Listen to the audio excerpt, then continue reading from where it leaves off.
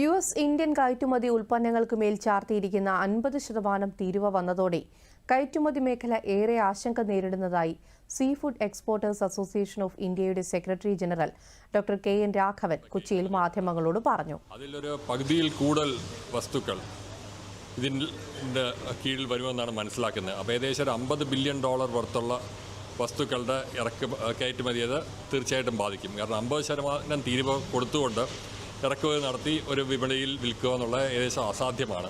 അതുകൊണ്ട് ഈ മേഖലകളിൽ പ്രത്യേകിച്ച് സമുദ്രോൽപ്പന്ന കയറ്റുമതി, അതുമായി electrical and electronic goods, gem and jewellery, അങ്ങനെ ഒരു വലിയൊരു ലിസ്റ്റ് ഓഫ് ഗുഡ്സ് ഉണ്ട്. അപ്പോൾ അതിൻ്റെ എല്ലാം കയറ്റുമതിയെ ബാധിക്കും. കയറ്റുമതിയെ മാത്രമല്ല ബാധിക്കുക, കാരണം ഇതിൻ്റെ ഉൽപ്പാദനം, അപ്പോൾ അതിൻ്റെ നമ്മൾ നോക്കുകയാണെങ്കിൽ അതിൻ്റെ സപ്ലൈ ചെയിൻ മുഴുവൻ, അതിൻ്റെ അസംസ്കൃത പദാർത്ഥങ്ങൾ ഉണ്ടാക്കുന്നത്, അതിൻ്റെ ഇൻ്റർമീഡിയറ്റ് പ്രോഡക്ട്സ് ഉണ്ടാക്കുന്ന, അതിൻ്റെ ഫൈനൽ പ്രോസസ്സിംഗ് നടക്കുന്ന, അപ്പോൾ ഈ മേഖലയിലുള്ള പ്രവർത്തനങ്ങളെല്ലാം ഇത് സാരമായിട്ട് ബാധിക്കും. അതുകൊണ്ട് പുതിയ വിപണി കണ്ടെത്തുന്നവരെ ഒരു വലിയ ബുദ്ധിമുട്ട് ഈ മേഖലകൾ നേരിടും.